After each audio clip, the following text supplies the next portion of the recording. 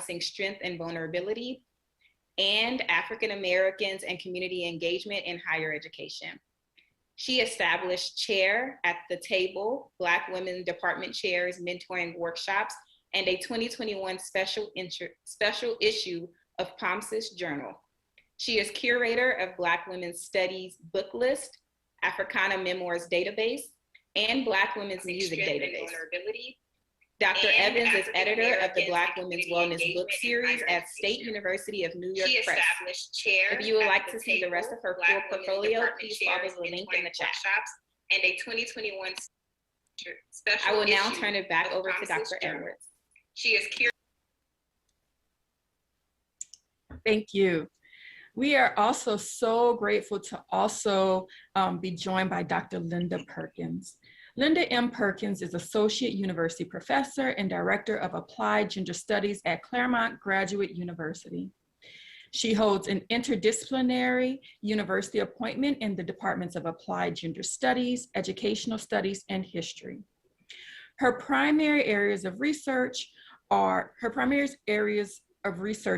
on the history of African American women's higher education, the education of African Americans in elite institutions, and the history of talent identification programs for African American students. As director of the Applied Gender Studies, she's involved and serves on the board of both national and international organizations related to gender, research, and activism. Perkins earned a PhD from the University of Illinois at Urbana-Champaign and has made her career as a historian of women's and African American higher education. She has served as Vice President of Division F, History and Historiography of the American Educational Research Association, and she has served as a member of the Executive Council of AERA. Perkins is a member of the Educational Advisory Committee for History Makers, a member of the Ms. Magazine Board of Scholars, a member of the board of the International Center for Research on Women, co-chair of the board of Africa Committee of the International Research Center, a member of the board of the Asia Committee on the International Research Committee on Women. She also serves on the advisory committee of the Intercollegiate Feminist Center for Teaching, Research, and Engagement of the Claremont Colleges. She's a former member for the board of the National Center for Research on Women, renamed Gender, from 2011 to 2016, and a former member of the History Advisory Board of the California African American Museum in Los Angeles. Thank you both, Dr. Evans and Dr. Perkins, for joining us today. So we'll start, we have a slate of really interesting questions that we are really excited to discuss. And so we'll just jump right into the questions. And we're going to begin with you, Dr. Perkins. In your article, The Impact of the Cult of True Womanhood on the Education of Black Women, a groundbreaking piece, you note how post-Civil War elite / upper class Black people began to engage in what might now be termed respectability politics. This shift placed the often silent burden of race uplift on the backs of Black women, while Black communities simultaneously focused almost exclusively on the uplift and leadership of Black men. I see parallels to these themes today as much of contemporary Black political resistance continues to focus on issues primarily experienced by cis heterosexual Black men, while challenges facing Black women and people across gender are largely ignored. For example, the emphasis on Black male leadership and retention initiatives on college campuses, while ignoring the mental and emotional trauma Black women suffer at HWIs, historically white institutions, instead emphasizing Black women's seeming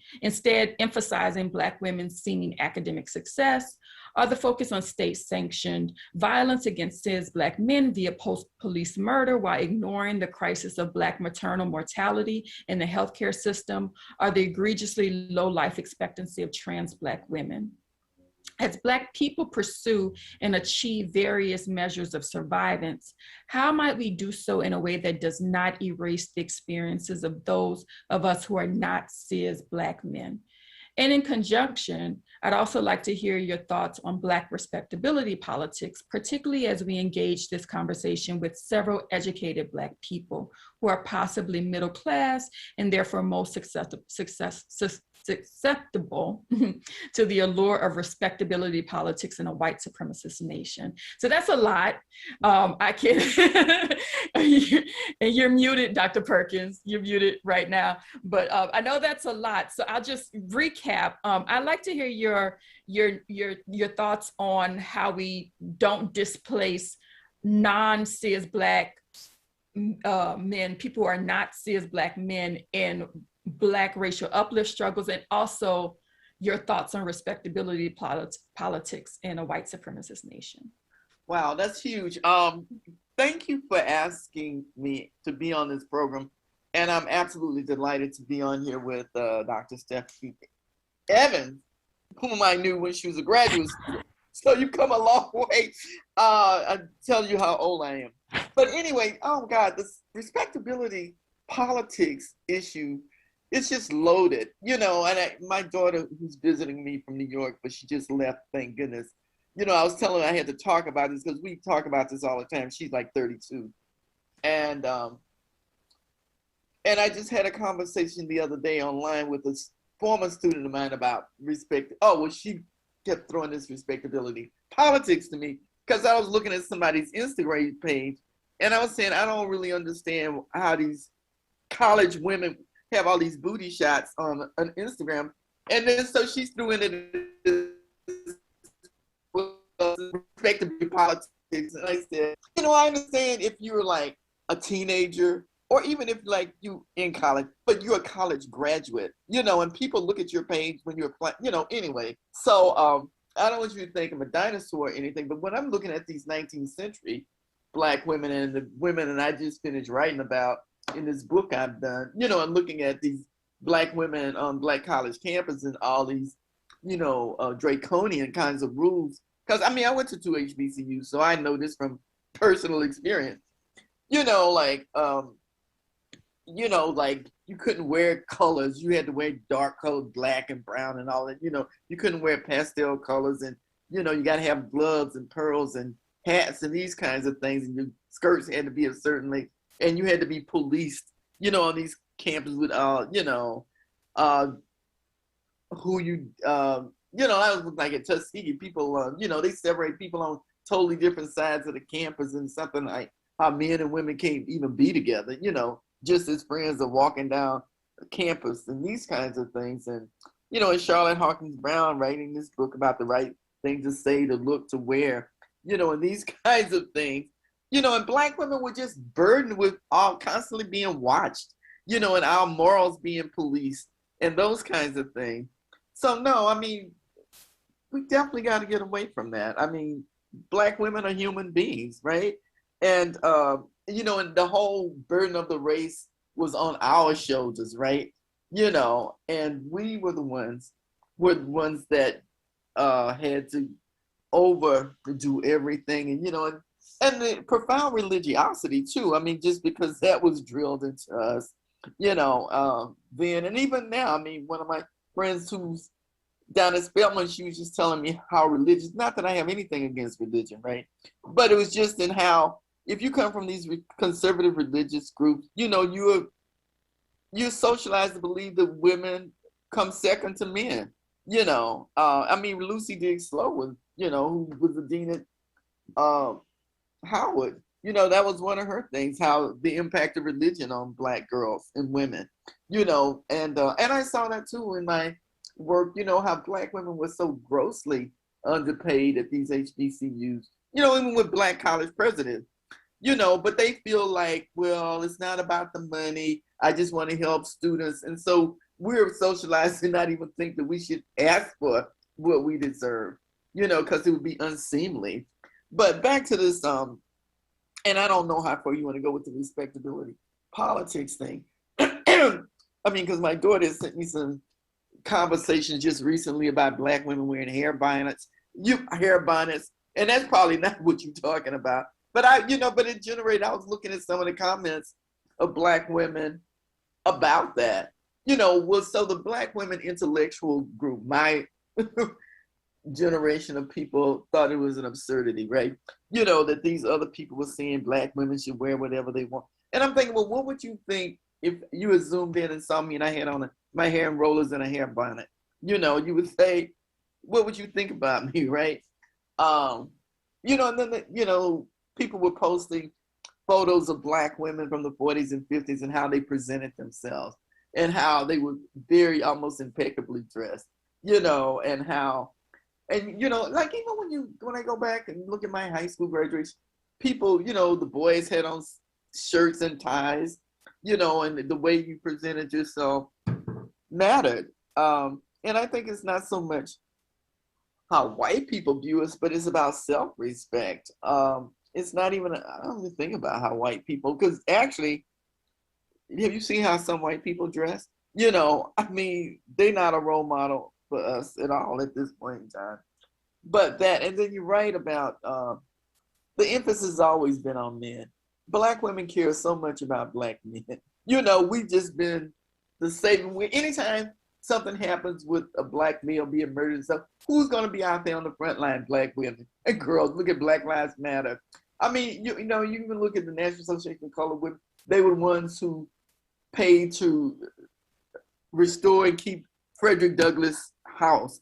You know, and he married a white woman. You know, but still, you know, they still care about Black men to the extent of Black women. You know, and I think one of the other questions about you don't want to be segmented, putting Black men in because it should be a collective, right? But I remember when I got my doctorate, which was years ago in '78, and in my first job, it was in New Jersey at the school, and I proposed teaching a class on Black women. You know, because Black studies didn't do it and women's studies don't include us. And at this institution, you know, when you do a new course, you could go and like advertise. You know, you can go and like on the introduction to Black studies and say, hey, I'm going to teach this course next semester, and this is what it's about.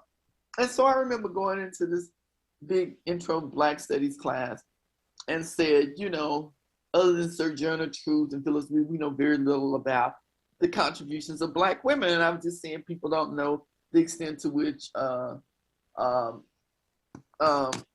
Booker T. Washington's wives helped him, you know, and I just, you know, Frederick Douglass's wife helped him, you know, and all of these Black women who were just hidden from history. And so this one guy said, you know, this is just going to be a class to bash Black men and blah, blah, blah. And then when you go to conferences, I would get that. This is in the 70s. You know, and when I taught the course, the only people who took the class were Black women. Not one man, not one white person. You know, like nobody was interested, right? And even when I taught at Barnard years ago before I came to California, I taught a class there. And back then, even in Columbia's Black stuff, they didn't have any courses on women. I mean, you know, but that's like 30 years ago now. So it was like, it was an anomaly. And of course, when I did my research, when I did my dissertation back in the 70s, there was like nothing. When you go to these archives, you know, early archives like Antebellum and stuff, there's nothing cataloged for Black women. Everything has changed now because you got oral histories and, you know, there's a real consciousness about it. But if you were doing it way back when, well, good luck. You know, I mean, that's why I do so many oral histories. Well, all these people are dead now, but it's very hard, you know, and and we're socialized not to think about ourselves, right? And that's why I love Stephanie's work too on self-care, because we don't care about ourselves. You know, we so much given to others. You know, we just wear ourselves out and just drop. But yeah, and and after I finish this book, I mean, my conclusion, the race owes so much to Black women. I mean, we have done so much and gotten so little in return, except a whole lot of criticism and put down. And I just remember, when Kamala Harris was running for VP and just some of the vicious comments men made about her,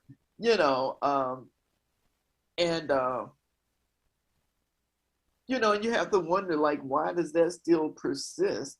Who are our champions for us, and then the other thing, once Biden came into, I would read comments online about how many Black women he's appointed versus Black men. in his administration, so people are really keeping a scorecard.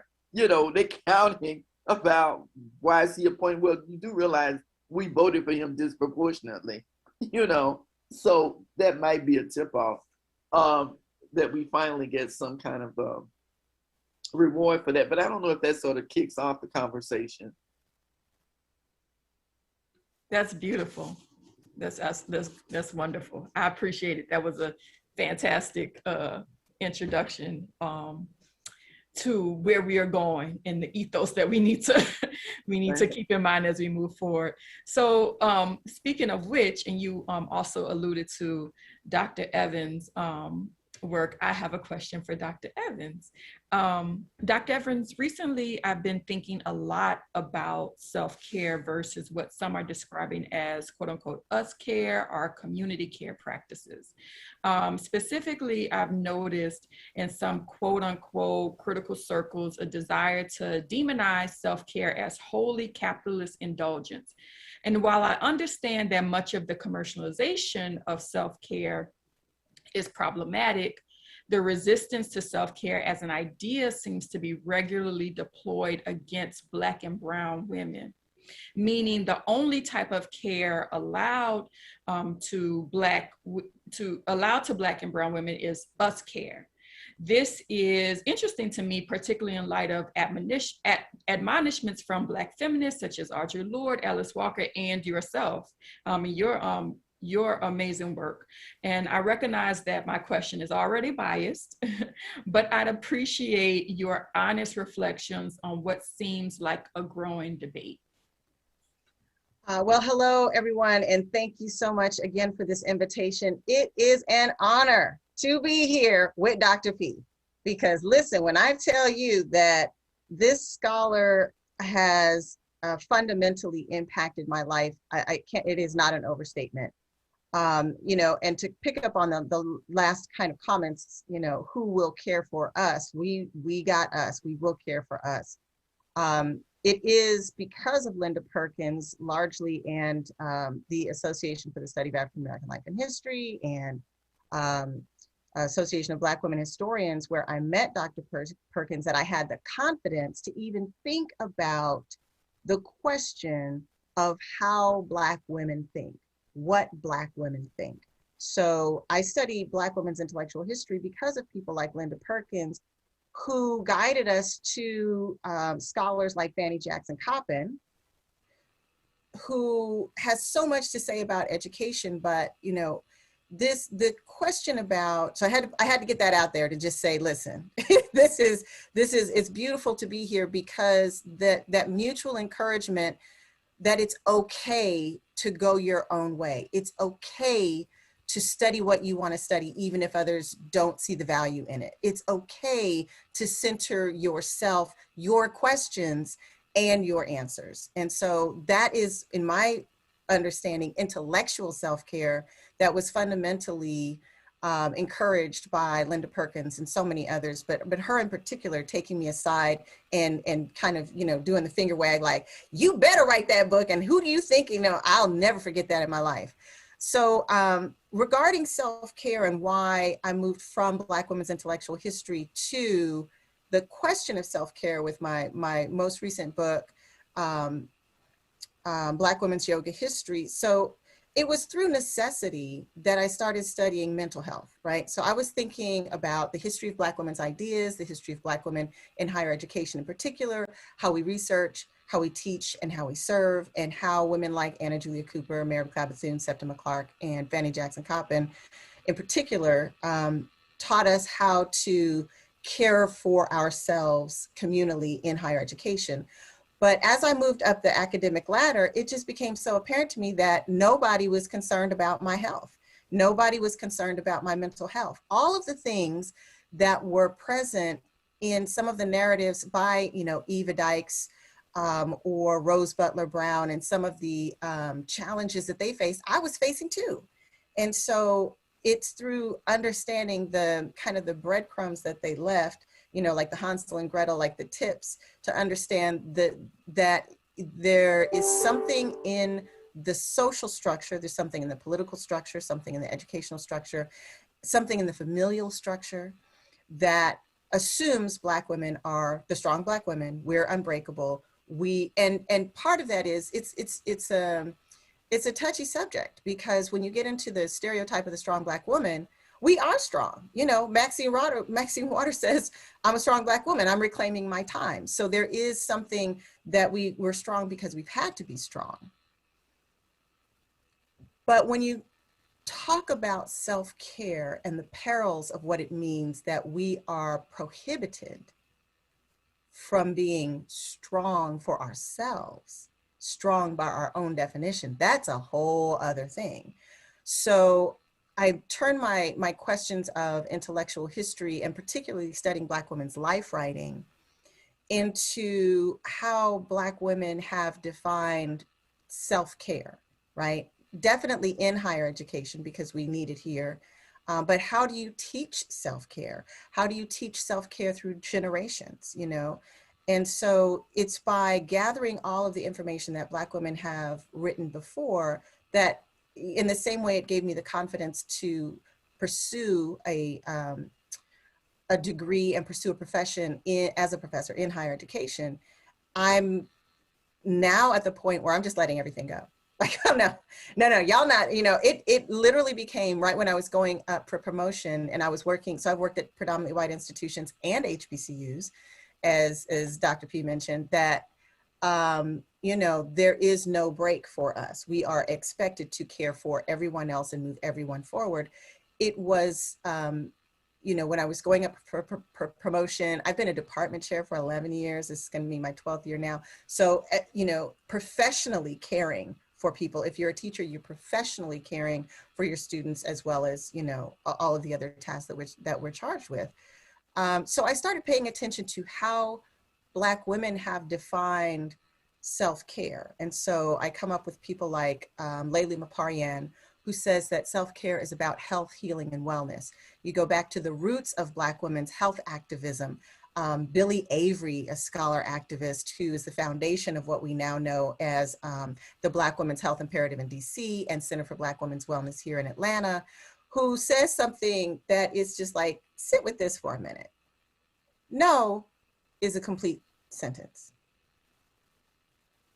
The idea that we can say no, and that's it, not no and, or no but, or no let me explain. But her insistence that, as Dr. P said, Black women are human beings. We are not mules, we are not machines. And while it is imperative that we continue the fight for justice, especially now when even the concept of social justice is under attack at all levels in higher education, K through 12, just the idea, that we also balance that with an understanding that we are not here to save the world. The world, you know, we have to save ourselves because we've been constantly under attack. And that, as you said, you know, Audre Lorde said that self-care is political because we have been conditioned to take care of everyone but ourselves.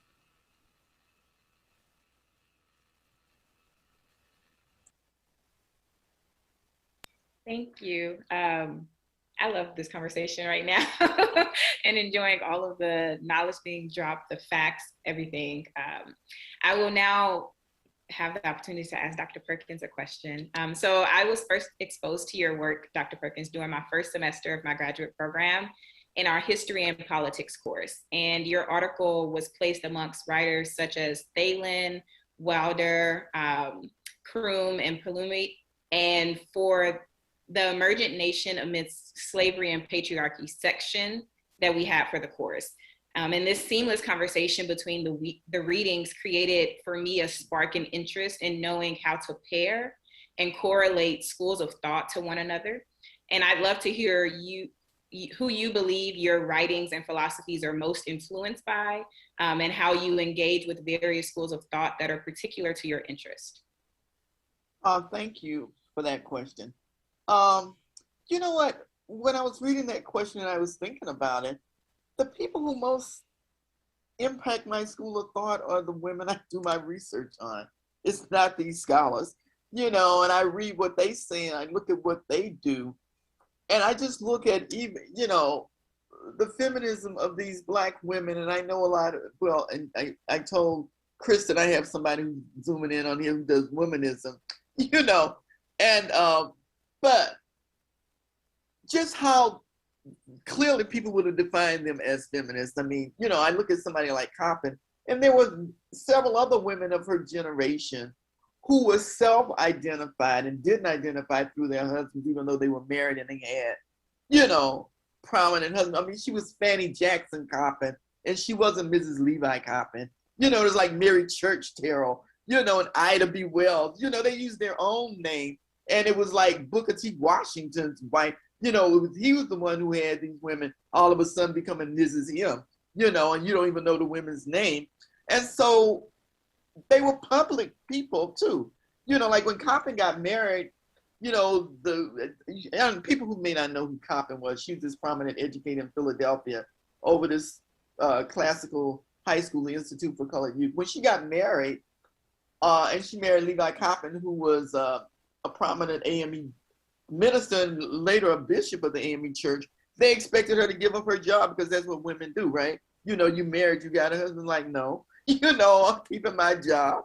It sounded like when Michelle Obama, I remember years ago, and this is digression, when Obama was just a senator and somebody interviewed her like, why didn't you move to DC? And she said, because I have a job, you know, and I'm not approving. And so they don't understand that with Black women. You only supposed to work if you, quote, need to work. And these kinds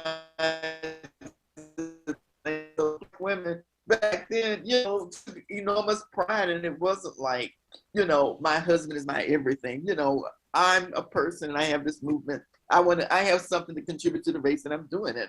So anyway, these are the people who drive me, and not all. I mean, because a lot of the stuff, I mean, like the piece I did 1,000,000 years ago, one of my earliest writings, looking at Black women and this whole thing about the cult of true womanhood, right? And where do we fit into that kind of narrative?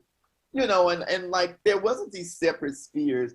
You know, Black women worked side by side with Black men in the fields, and you know, and Black women made enormous. Well, you know the history. You know, helping Black men escape. You know, and you look at Douglas's wife. She was free. She helped him escape. You know, and so it's just a sort of reversal. But I mean, you know, you do see down the line, you know, Black men often took it out on us that they were upset that they couldn't be the man, right? And they really did have to rely on Black women for survival for a whole lot of things.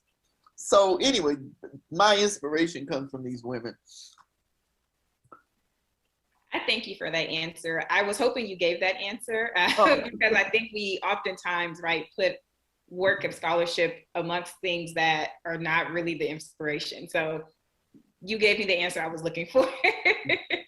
And now to switch gears a little bit, actually, Dr. Evans, in your novel, Black Passports, Travel Memoirs as the Tool for Youth Empowerment, you state very early on in the book that adolescent children should be socialized as wisdom holders amongst our society.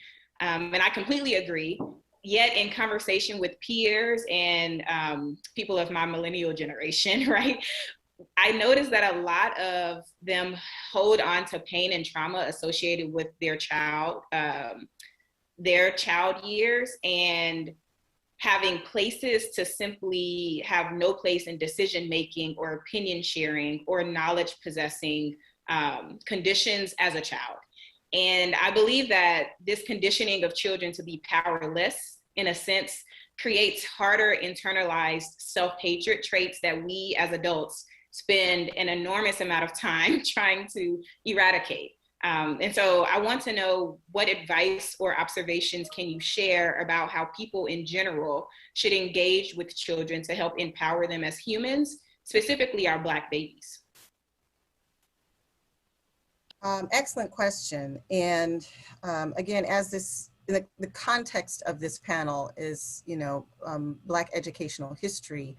When thinking about this question, I think about Rose Butler Brown. But before I jump into that, I will say that, you know, as a survivor of several different types of trauma, it's been a long learning journey to, as Billy Avery said, be able to listen to our inner voice. So you know, teachers often, not always, but often teach the way they were taught.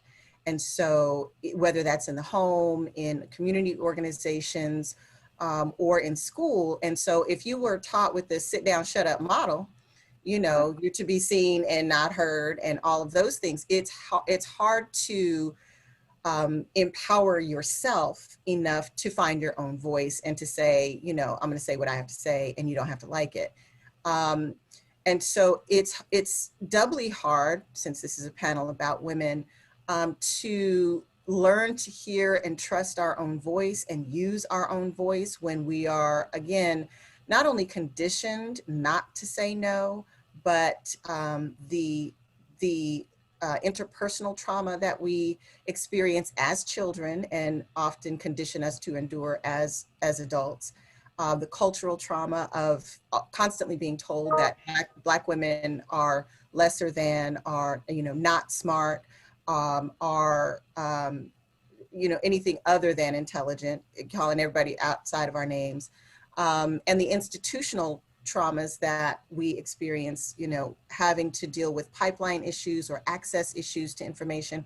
And that's a lot to overcome.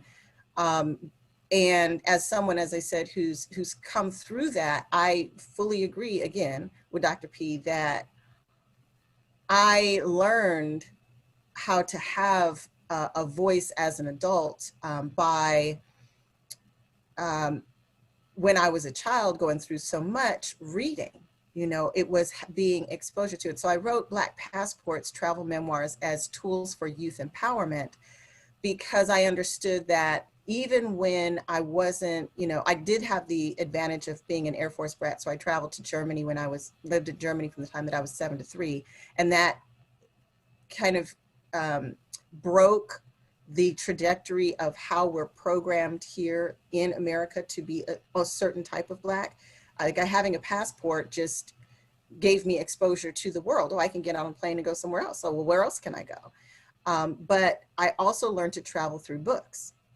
And so exposing youth who may not be able to physically travel to these 200 Black travel memoirs to say, here are all the places that, you know, all over the world that people have gone, really did something. And I remember I was at University of Florida teaching a mentoring at-risk youth course where we interrogated what makes youth at risk exactly, right? Because we, you know, like Du Bois said, how does it feel to be a problem? We treat youth as if they are problems and it's their fault and they created those problems, when in fact we're not looking at what Kamara Jones says, Dr. Kamara Jones says, are the social determinants of health, right? That's what makes youth at risk.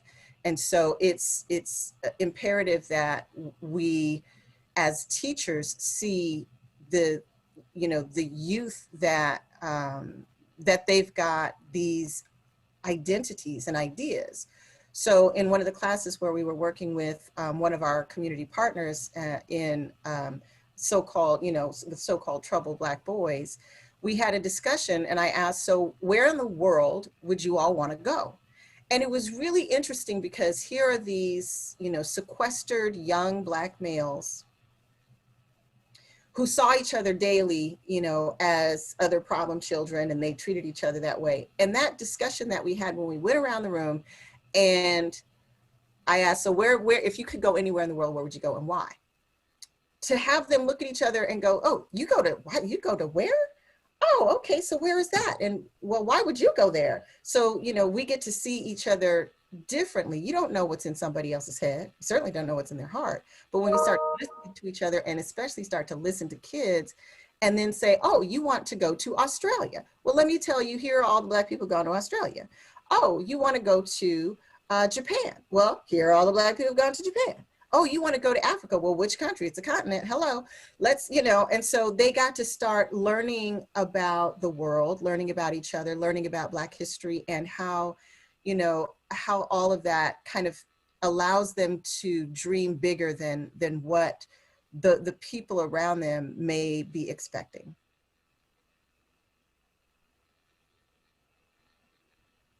Oh, I said I was going to get to Rose Butler Brown. Yes, I did. Okay, very quickly. Rose Butler Brown was the first, and I'll make this very short. Rose Butler Brown was the first Black woman to earn a PhD in education from Harvard University. And she wrote a book in 1969 called Love My Children. And she basically was studying education, doing a comparative study between two schools. And at her dissertation proposal defense, they wanted to switch it up and say, okay, you can't do two schools or two classes, you have to do three. And they were throwing up all these barriers and things. And the way that she studied children and education of children really is instructive. So, you know, for those teachers who are, especially nowadays, feeling overwhelmed and challenged and all that, going to read former, you know, books of former teachers in history will give you a clue, not only about how to see children as human beings and learners, but how to manage in perilous times as these. Thank you so much. I appreciate that response. Okay, so now we're gonna try to ask a question that maybe hopefully will get Dr. Perkins and Dr. Evans in a little bit of a dialogue. So this question is actually to both of you. I'd like to hear your response. I'd like to hear both of your response to this question. So to both of you, Dr. Perkins and Dr. Evans, I'd like you to reflect on the ongoing attacks against Nicole Hannah-Jones and her 1619 project.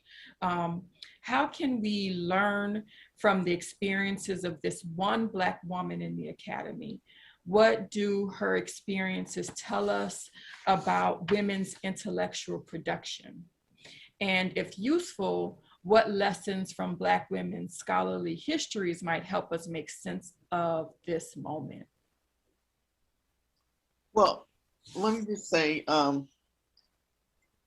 she is being punished for the, you know, the 1619 project, you know, and that's also, you know, we're in this era that was amplified by Trump against anti-Blackness and anti-Black intellectual thought, you know, so against the critical race theory, anything that elevates and tell the truth about the history of Black people in this country cannot stand. You know, and she's down there. My sister is an academic, and she's recently retired from North Carolina, Chapel Hill. She just sent me something this morning, which I haven't read, about how Black people are exiting the University of North Carolina, Chapel Hill now. And I think probably people seeing the people not accepting jobs there, you know. And there was a very provocative article in yesterday's Washington Post about Black people in the Penn State system. It was just, if you ever read and looked, I mean, it was just horrifying.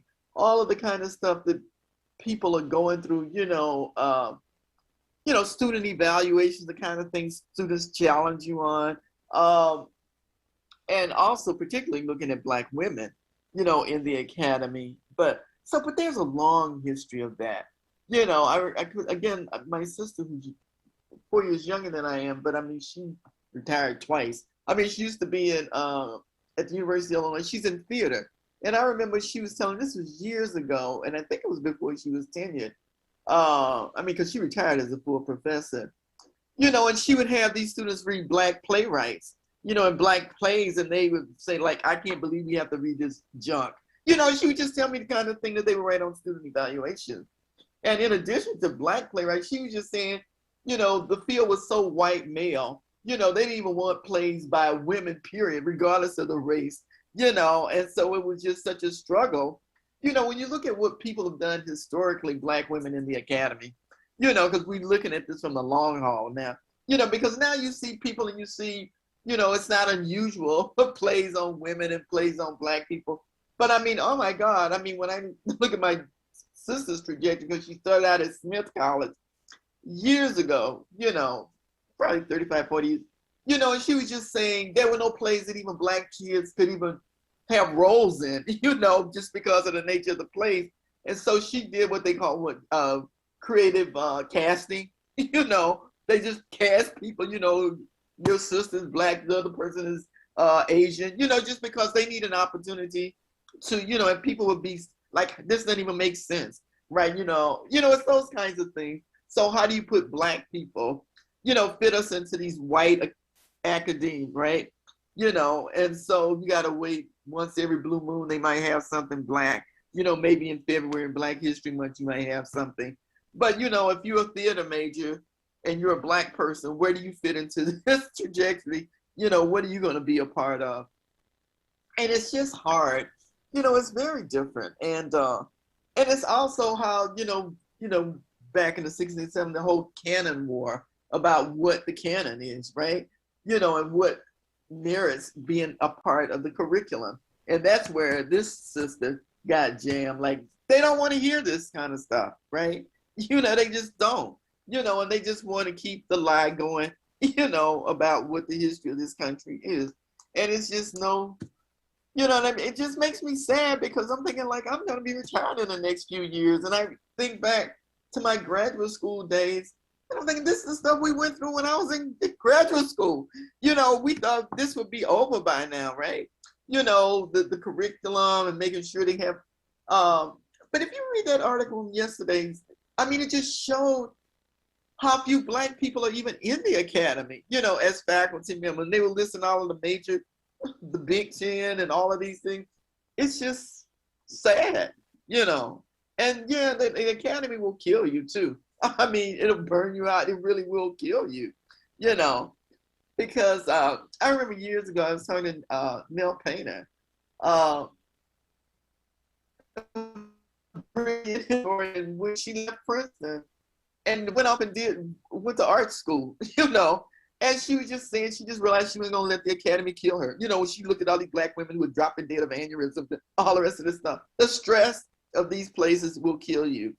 They really will. And you know how it is if you're in these high-powered institutions, you never do enough. No matter what you do, it's not enough, right? And it's just, yeah. And yeah, thank God for people like Stephanie Adams, who's given us a whole nother blueprint to how to survive these institutions and life, actually. Because I don't think it's selfish to think about yourself at all. But we've been bred to think that way, right? Mm-hmm. Well. No, and that's, I was there when Professor Painter said that she was going to quit her good job, right, and her good prestigious institution named professorship to go to art school, ma'am. And I remember I made a comment at that Asala meeting. I said, we are taught that we need to die for the race, right? And I was like, how dare you? Wait a minute, we people would dream to have that job. And I said, oh, what you're trying to do is teach us not to die for the race, but to live for the race. And that's, that was a pivotal moment for me. And, again, going up in my own challenges while I was trying to make my way through the academy, any success that I've had really has come from me studying. Black Women in the Ivory Tower was my guidebook, because I didn't know, I was a first generation college student for adult reentry, didn't start college until I was 25. I just knew I liked books and I liked writing. That's all I knew. I didn't know anything about higher ed, academe, Ivory, whatever. And so in taking the 10 years that I took to write that, it was basically, this is how you do it. This is how, and so when we get to Professor Hannah Jones, it is par for the course. It is exactly that. And that Chronicle of Higher Education article showed the intersection, right, of race and gender when we talk about, if we're talking about educational attainment, if we're talking about administrative posts, if we're talking about voting rights, we're talking about congressional or political appointments, it's always this kind of white male, and then there's Black men and white women vying for, who's going to be that, who's going to leapfrog, and then Black women are like way down here, right? And it is that intersection, and that when you think about Kimberly Crenshaw's intersectionality, that is really requiring us to go back and reread Anna Julia Cooper's A Voice from the South by a Black Woman of the South, 1892, because the first 4 essays in A Voice from the South by a Black woman of the South, the first 4 essays are about womanhood. The second 4 essays are about race. And so this concept of intersectionality or critical race theory are kind of new languages for old observations, right? And there are some new nuances. But I want to step back before jumping into, you know, I'm not a good debater. Like, I'm not. I'm a reflective thinker. So when I'm head to head with somebody in debate, I learned that early on in college, that it wasn't until the next day when I could think about, reflect, and go and look up some sources that I could come up with a viable argument. But one of the things that I did learn in debate was that, you know, you really have to look at what type of definitions you're agreeing to. And so it strikes me that this question of 1619 is a discussion to not, it's a red herring. It's a way not to discuss, you don't want to discuss, you want to discuss 1619 because you don't want to discuss 1621. Right? You want to discuss Jones, Professor Jones, because you don't want to discuss the executive order of the 44th, impeached 44th president of the United States, right? You want to discuss critical race theory because you don't want to discuss the patriots who attacked the US Capitol on January 6th. So on one hand, it really is a national reckoning with race because we haven't really reckoned with it, or reckoned with it in certain ways that seem to give some sort of credence to it, right? But if, you know, we have entire people debating, well, what is critical race theory and should it be in the schools and things like that? And on the flip side, people are saying, well, we need to discuss patriotism. Oh, okay, you want to discuss patriotism? Let's discuss that. Oh, but I don't think you really want to discuss patriotism though, right? Because it was the patriots who were doing these particular things. So on one hand, I think it's incredibly important, you know, to show absolute solidarity with Professor Hannah Jones, who's done an amazing job in holding herself together during this very, very public attack, because we're in a different time now. But I also, you know, go back to what Toni Morrison said, and that the very real purpose of racism is to keep you from doing your work. And so if we're running behind all of these people who are saying, you know, we can't discuss that, and doing heavily funded coordinated attacks to get people who didn't know what critical race theory was to say we should ban it, and then everybody's running around debating that, then we're not actually going to complete the work that our ancestors and elders are showing us is, you know, are the things that actually do get us moving forward practically. And that's not to say we stick our head in the sand and just ignore, you know, but it is to just understand the ways that systemic oppression is operated and maintained, and, you know, not to fall for the banana in the tailpipe. Thank you for that answer. I am just awed about the whole conversation, and you're definitely dropping quotes. I see in the chat that people are taking both you and Dr. Perkins' quotes to heart. I also want to remind those that are watching us that the chat is live, and so if you have any questions for either Dr. Evans or Dr. Perkins, please place them there, and we will be able to address both scholars if you have anything to ask. But I will move into the next question while we wait for that. And Dr. Evans, you hit this right on the nail in your response to the previous question. And Dr. Perkins, you mentioned this a little earlier in your conversation, right, about the tallying of Black men versus Black women in the presidential cabinet. And so this is to both of you all as well for a dialogue. How have you avoided the trap of the struggle war, right? While writing about intersectional identities, it sometimes can become tiring to illuminate the presence of injustice at the nexus of race, gender, sexuality, socioeconomic status, and health, both physical and mental. without pitting them against each other. And so can both of you share some advice to current and rising educators and scholars who are working from that nexus? Yeah. Do you want to go first, Stephanie? You know what? Because I basically focus on Black women, Black men don't really come into play. When I did this piece looking at Black women in Howard, the quest for gender equity, and I looked at the movement that was spurred by Merz Tate when she was on the faculty of all these Black women who demanded equal pay, and that was kind of amazing. But these women had so much agency that other Black women in these other Black colleges didn't have, because they were at the top of their game. They were the first and the only in almost all these fields that they were in. And they were outspoken, but they had like national identities and international things. But, looking at me, I remember interviewing Merz Tate. All these people are dead now. And Merz Tate was one of the first Black women to be full professor at Howard. And she'd gone to Oxford and got a PhD from Harvard in international relations. Merz Tate, most people didn't even know she was Black by her writings. Her dissertation was on disarmament. But anyway, and she was just saying to me, and she would always say in these things, like my credentials are higher than these other people, and I also went to Harvard, and she kept, I don't know how she knew what other people made, but she had a chart of what people made. And they did this whole thing about how long you've been in a rank and all of these kinds of things.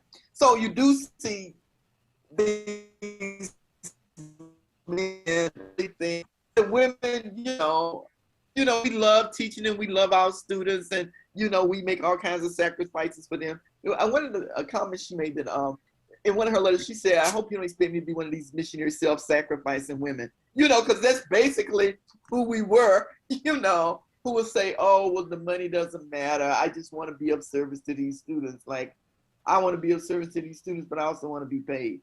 But you see those kinds of things, but that's just something. I think there's a big difference between if you're looking at people in these HBCUs, and then I interviewed a lot of Black women who worked in HBCUs way back when, and they would just tell me about, the gross underpayment and, enormous workloads. Everybody had enormous workloads, but Merz Tate was seeing how the men always got preferential treatment to teach in summer school because they made extra money and the women didn't, and these kinds of things. It was hard, but I think a lot of Black women were socialized to privileged Black men, so everybody didn't have this feminist consciousness. And again, it depended on your socialization. I'm not anti-religion or anything, but the religion socialized women to be a certain way in terms of deference to men. And so I see that as well. But it's across the board when you look at Black women in these organizations. I'm reading this stuff on Constance Baker Motley. She was the only Black woman who was on the staff of the NAACP, with Thurgood Marshall and all the stuff she did and totally overlooked and all of the rest of this kind of stuff. But that's just our history. We just sort of off in the shadows, but we're doing a lot of the work. Mm-hmm. Absolutely. And I'll give kind of the same answer, but I've lately had some kind of insights as to what it means, and that I very specifically state I do Black women's studies. Right. That's because there are those, in the 70s who were building on some of the earlier developments of the first, real first generation of Black women scholars who were turning the focus and query on ourselves and allowed to do so. But so I'm very clear, like I study Black women, but I study Black women by understanding that we are not a monolith. Like, right.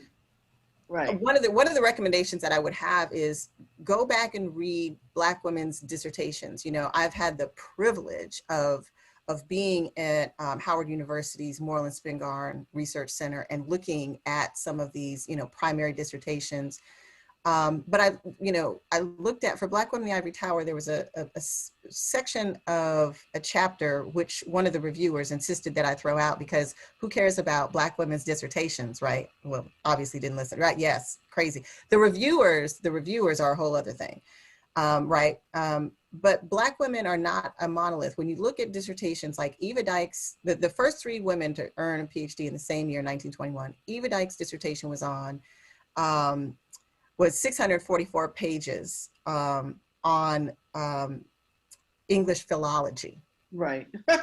Right. English, it's like she was proving by looking at all of these sources how America was actually, even though we were claiming independence from England, right, all of our literary references were through Alexander Pope, right? Georgiana Simpson was in German, and her dissertation was on Das Volk, the folk, right? And then Sadie Tanner Alexander Moselle, writing about the economies, the primary family economies of those who were migrating to the north. And so there's real nuance. They weren't arguing the exact same thing. They were looking at different women in different disciplines, looking at different pieces of the puzzle, making different arguments that were, all kind of moving us toward some sense of uplift. But, I'm really interested in Georgiana Simpson's in particular, in that she was reclaiming the right of us to, recognize the lower classes, right? Herder's Das Volk is like saying that the bourgeois and the middle class are problematic. We want to look at the folk. And so, I'm just, kind of scratching my way through trying to understand these dissertations. And it helped me understand that Black women are not a monolith. Today, I'm really influenced by people like Moya Bailey and her Misogynoir Transformed that just came out. That helps me decenter this idea that there's one type of Black woman, that if I'm not centering queer voices or trans voices in my study of Black womanhood, and understanding that there's a broad umbrella, that, I'm not really getting to the heart of the diversity of what Black women are and what we do, that was definitely in the past, but is, maintained today. So I'm challenged in, so for example, I'm teaching a class in Black women in health this fall, and I'm so excited. But one of the things that it was imperative is, I'm looking at, is to include the narrative of Janet Mock, right? If we're talking about, so it's very messy. We like to make it like, yeah, we're all in this together. And don't we all agree? No, we don't. No, we don't all agree. Nope. We have different experiences. We have different perspectives. We have different insights. We have different conclusions. And it should be that way. That's what it means when you're doing Black women studies, is that you understand we don't all see things the same way. And that then we can look, so it's not even about Black women versus Black men, or Black women versus white women, or, for me, it's about the diversity of the range of experiences and perspectives within Black womanhood that's enough to sustain my attention. I'm not paying attention to y'all out there, over there. No, that's absolutely correct. I focus on Black women, so I don't really even think about these dudes. I mean, it's a lot of, they have a lot of, they got eons of books and stuff written about them, and everything. And you're absolutely right. My goodness, Black women are so diverse. They are so diverse, and they have such different experiences. Even these women I've been writing about, the Black women who went to these white schools, it's so different from the experience of Black women who went to HBCUs. And even when they would come south, they were like horrified. Like, I was several of these women, they went to college when they couldn't even live on campus, so to go to a Black college where you locked up and all of the rest of this stuff and police, they couldn't even relate to that, right? You had no personal sense of agency. It's just very different, I remember when my daughter was looking at college, and I was saying, oh, well, you should look at Spelman. And like, she's like, she's out here in California. Why should I go to a school where everybody's alike? And I said, all Black women are not alike, girl. I went to a Black school. Black people are from everywhere. They're from the Caribbean. They're from the South. They're from the North. They're from the West Coast. You'd be surprised at how diverse Black people are, so no. So, you got to disavow yourself of this notion that we all are like. We're not at all. Good point, Stephanie. Thank you for that. And I definitely agree. I feel like this monolithic definition that is given to Black women is actually put in place to try to keep us from understanding how dynamic we are as a full-on entity by ourselves. So thank you for that answer. We have a question from the chat. So it starts off saying, thank you for sharing your wisdom with us today. We are being gifted. And it's not directed to anyone, so I will leave it up to you, Dr. Evans or Dr. Perkins, to answer. The question is, can you share your thoughts in the ways, if any ways, the Academy has made you feel more free? The Academy made me feel more free. I don't know. I've been really fortunate in where I've worked. And so I know a lot of Black women have had these absolutely horrendous experience in the Academy. But fortunately, I finished from Illinois. James Anderson was my advisor. I was his first doctoral student. He was I'm so old. I mean, he was an assistant professor when I was his student, and he became tenure right when I was finishing. So, and then VP Franklin, who was on the program earlier today, was also my professor. And so with the two of them, you know, I was very fortunate in terms of having people, even though they didn't know anything about women, but VP Franklin was the one who told me I should do something on women, that there was little research on Black women. And so if he hadn't mentioned that, I wouldn't even have thought about it. So I owe that to them. And then I came back years later to Illinois on the faculty there as a tenured faculty. And then once you take the tenure with you, and so the next job I got in New York, I was tenured, and now in Claremont. And I direct this program. People tend to leave me alone, you know. I mean, really, they do. You know, first of all, I'm tenured, and I have my own little budget. So I don't have to go. And also because I have this university professorship, you know, my money comes from the provost's office. So even though I'm in these different schools, you know, the deans don't control my money or anything. So I'm fortunate in that way, but I know a lot of people are not. I mean, I hear people complain about all kinds of stuff, departmental politics and all the rest of this kinds of stuff. So I guess I am free. And also I feel like, I was thinking about this too, because, you know, so many talk about how, you know, making it in the Academy, because I grew up in the segregated South, and all of my teachers growing up were Black. Every day of my life, I was surrounded by Black people who were college educated. So it's not like when I went off to graduate school in Illinois and I had all these friends from Chicago, you know, and they never knew anybody who was a principal or a teacher. I mean, like every little thing was a big deal to them. You know, like my next door neighbor was a principal, you know, and I was surrounded, you know, in my church, in my neighborhood, by Black people who were all kinds of professionals, you know, doctors, lawyers, whatever. And so it wasn't like I didn't think that people couldn't do any of these kinds of things. And so we were also steeped in Black history. You know, in our school, we did, you know, Black schools, we recited Black poetry, and we had these little assemblies and all the rest of this stuff.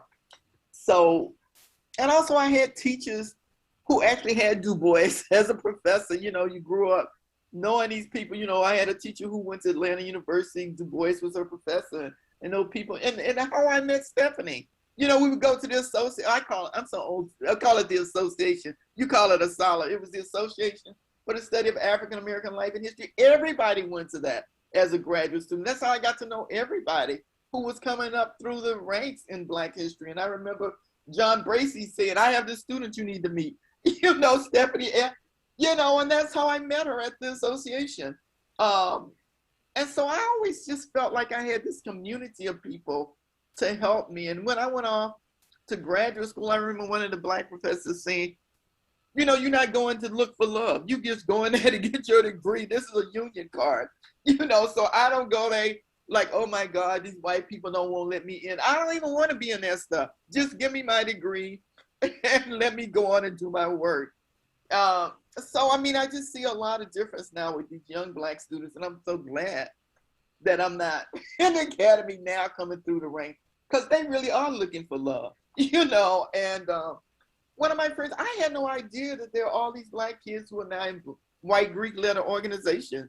You know, I mean, one of my former students was saying half of the Black kids who in Greek organization in Illinois are in white stuff. You know, and my daughter was telling me she has these friends who are in white sororities. I mean, so that's a whole new thing. So, I mean, maybe is that race progress? I don't know. But, but anyway, it's a whole different Black student today.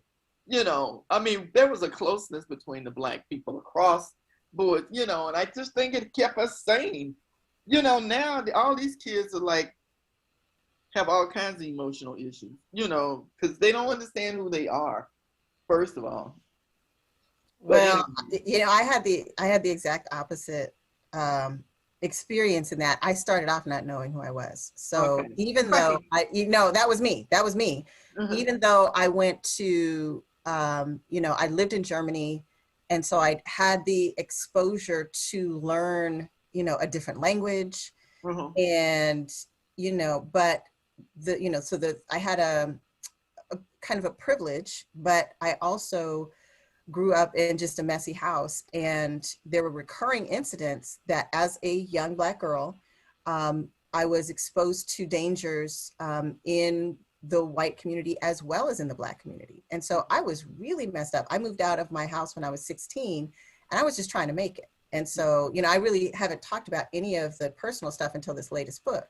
So I moved out at 16, was working, you know, just trying to make it, graduated high school, and really didn't even think about going to college until I was 25 because I had bills to pay. When I finally did get to college, and, you know, I studied Homer, I went to St. John's College in Santa Fe, New Mexico.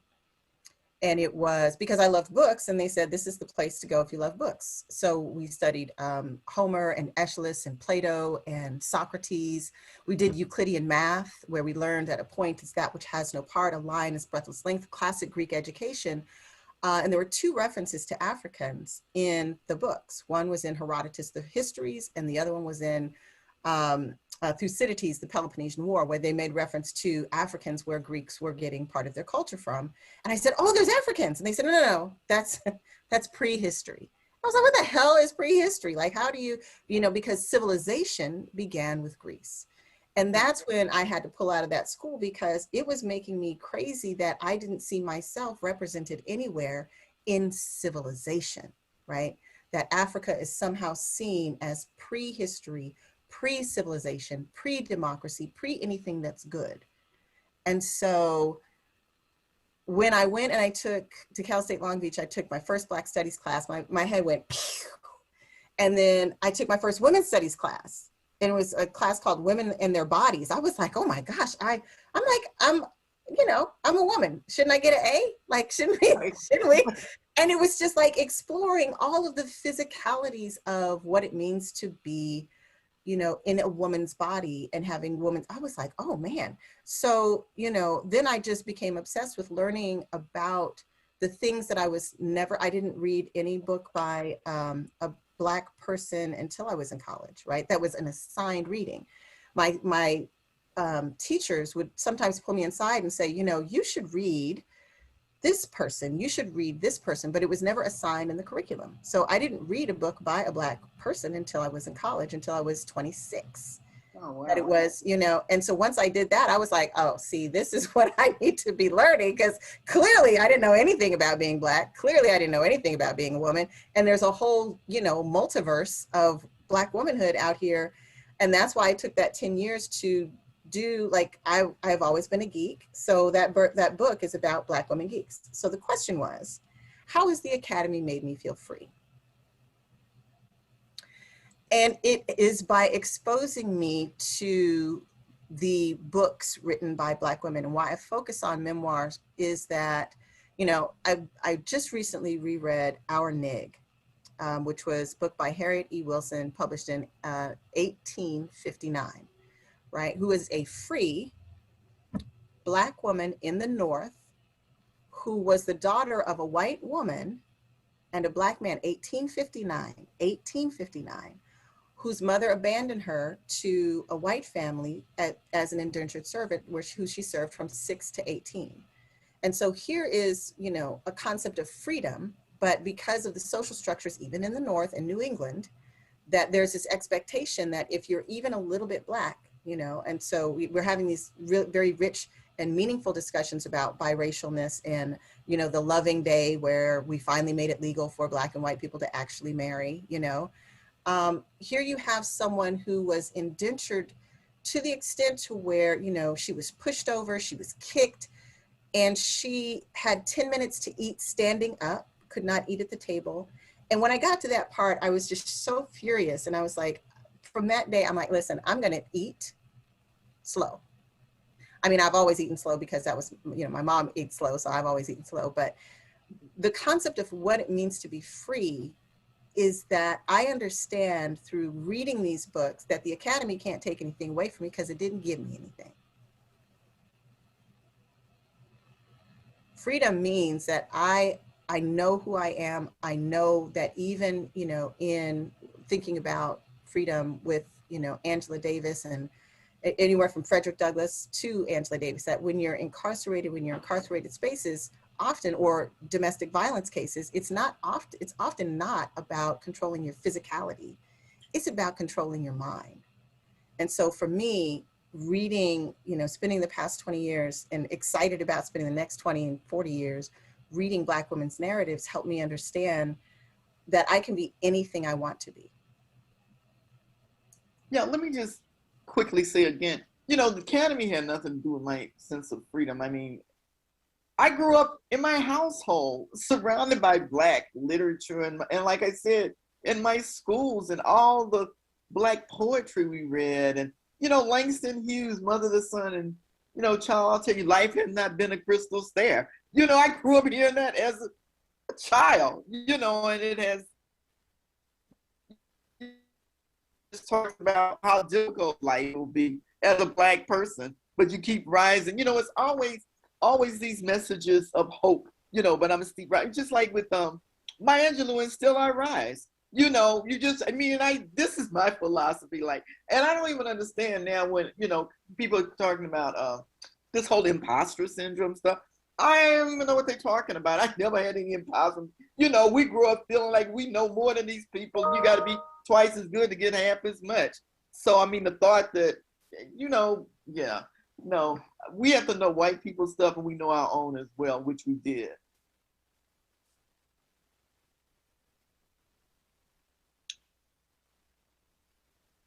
Whew.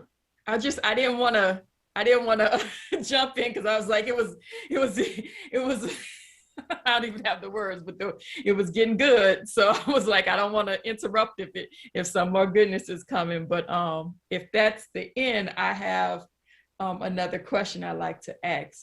If the brilliant Dr. Perkins and Dr. Evans don't have anything else to say on that question, I have another question to ask. And I think this is actually quite relevant to where you left that last question. It feels like the nation and the globe are on the crux of a racial reckoning. Many people, especially Black people, find themselves anxious and afraid in this current moment, while others are anxiously awaiting the revolution. And then others of us find ourselves somewhere in between. Are there any reflections from your studies of history that give you hope, clarity, and our strategy for the future of Black people? I'll start with this one, if you don't mind, Dr. P. No, please. So I worked at an HBCU for 8 years, historically Black college. And I know that Black people, just by virtue of being Black, will not save Blackness. Like this whole, we're all just gonna sequester ourselves and be Blackity Black in a Black nation, in a Black community. Nope, that's not gonna work. That's not to say that there are not maroon spaces, but I've seen very radical maroon spaces in institutions that are not foundationally and historically and contemporarily run by Black people. because, you know, just like Moya Bailey said, Black women does not mean Black feminists. Just because, you know, Black people are Black doesn't mean that all Black people see the value in Blackness. Right. And so it reminds me, Dr. P, correct me if I'm wrong on this, but I think it was a poem by Mari Evans. And she was saying that the first thing you need to do is forget I'm Black, right? And she says, when you come around me, you know, to all my white friends, just forget I'm Black. Like, please don't play all your Black songs when you come to me. The second thing you do is never forget I'm Black, that I have a different experience, I have a different history, I have a different perspective. And so it's that, for me, that understanding that Blackness in and of itself is not the prize, is not the goal. Blackness as humanity, and there's a new book called The Sovereignty of Quiet by Kevin Quashie. And it's really beautifully written about what it means to be Black in a way that's more than simply resistance. That I'm Black, and that, you know what, I'm a human being. I am not only to be Black in opposition to something else, in opposition to an enslavement history, in opposition to, I am human like everyone else, you know. And so for me, it's not a you know, Blackness is not a single thing. Blackness is not a single agenda, but Black consciousness, just like, you know, being a Black feminist or a womanist, is important to understand that we have been unfree. There are systems in place that are trying to keep us unfree. And if we can understand that, we can, you know, we can work together, but this kind of idea of a magical Blackness, I think, is problematic. Yeah, I totally agree. I mean, I guess I've never been a pessimist, but now I was just talking to my friend, you know, that I don't even understand Black people anymore. I mean, it used to be, you know, there were certain things that were given, you know, if you Black, you know, there are certain things that's a given, right? That we understand about racism in America and how we figure into it. But now, I mean, the level of confusion, you know, Black people who don't identify with Black people, you know, like I'm telling you, like I was saying, I was asking my daughter, why do you think these kids are joining these white organizations, sororities? I mean, because the difference in the history of Black Greek organization is so fundamentally different from white folks stuff. But, you know, she's saying people feel like they don't want to just be pigeonholed into being Black. Somehow being Black is stigma, you know, it's a stigma, you know, and like you're just a person or whatever. But also the profound conservatism of a lot of Black people. I am just struck by the Black men who are Trump supporters. And I'm also struck by how many conservative Black people that you know, like Fox just resurrect these people and they on all the time saying there's no such thing as systemic racism and, you know, and just, you know, tearing down critical race theory. And just there's, you know, I just read something. There's some Black guy who's going to run against Warnock down there in Georgia. Some conservative Trump Black supporter that they propping up to run against him. And then I saw this brother who's down in Florida, who I'd never even heard of, who's in Congress and complaining that the Congressional Black Caucus won't let him into the organization because he's a strong conservative Trump supporter. So you have to ask yourself, yeah, it's not going to be a race reckoning, you know, it's just, sometimes you figure like it's everybody for themselves. I mean, you know, back in the day when I was in graduate school, you go to the association, you meet people across these fields and we became friends, and it wasn't even about everybody helped each other. I mean, when I was doing my dissertation in Philadelphia, Dr. Lawrence Reddick, who had retired from Temple, he didn't know me, I'm not his student. I just knew he was a Black historian. I contacted him saying, oh, I'm working on this stuff. This man helped me the whole summer. You know, we would go out to Cheney and look at these documents and stuff. I mean, that would never, ever happen in today's world. You know, and when I would go to the association, John Hope Franklin was there. I could see him and talk to him about my work.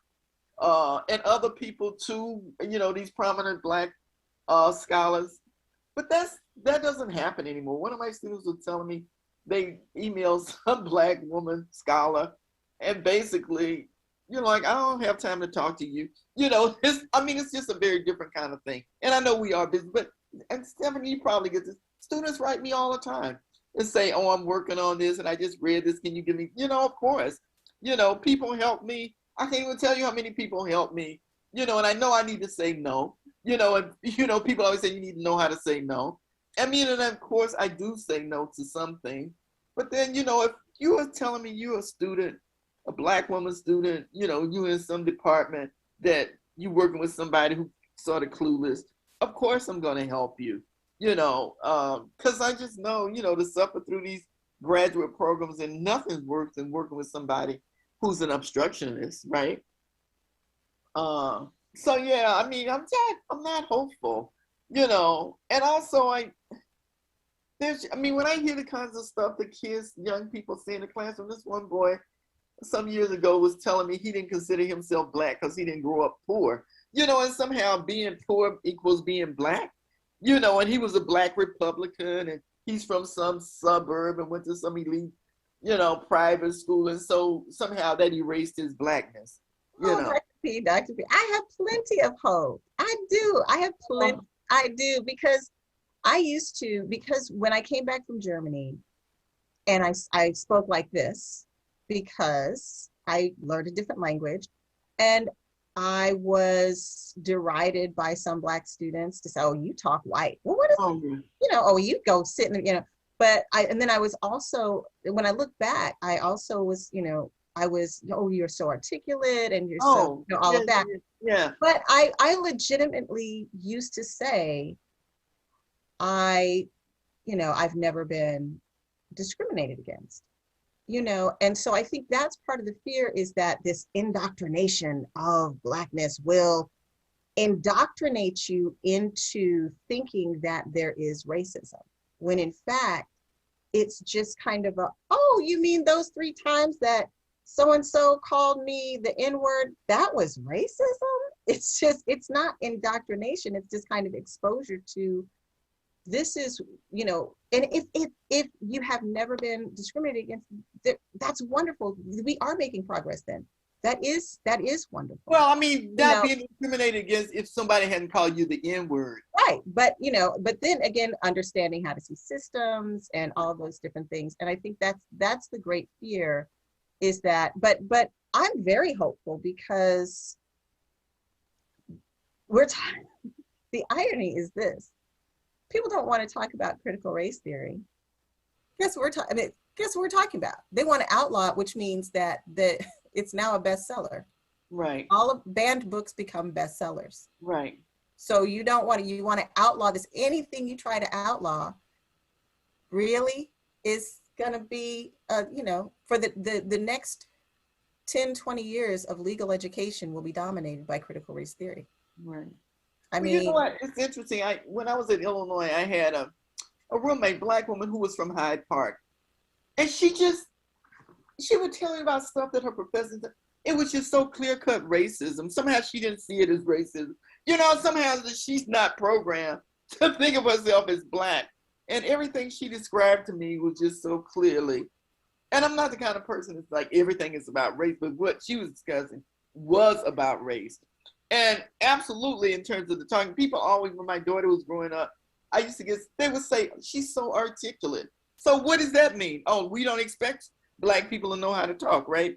You know, I mean, and that's happened to me. You know, if she said she went somewhere, you know, traveled somewhere in the world as a kid, oh, how did you do that? You know, it's like everything is so unexpected for us, you know, and all of those are like racist statements that you would not ask or say to a white parent. Your kid is so articulate, and these kinds of things. It's just tiresome. Yeah, but that's why, I mean, I'm looking at the topic, right? Black girls and women's ways of knowing.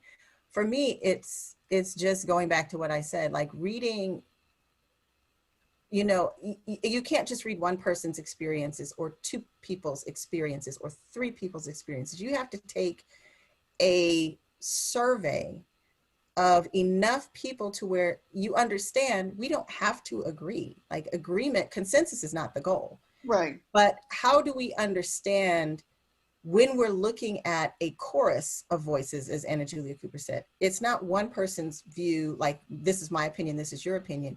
It's a chorus of voices. Then how do I understand whether or not my experience jives with like what's, and that's not to say that you need to fall in line with the chorus. No, exactly. Exactly. But to understand that there's a range, you know, but if 99, we're in a room of 100 Black women and 99 Black women say this is, you know, their experience, I can say that's not my experience, but what I can't do is discount the experience of 99 other women. No, I agree. You know, I mean, and when I grew up, you know, you learn that you need to know how to code switch, right? But my daughter didn't need to code switch because everybody around her talked the same, right? You know, it's not like when I went home to Alabama, I knew I had to code switch. You know, because people will be saying, well, why she use that kind of word? Or what, you know, what is she talking about? So, you got to use certain kinds of expressions that people know and can relate to.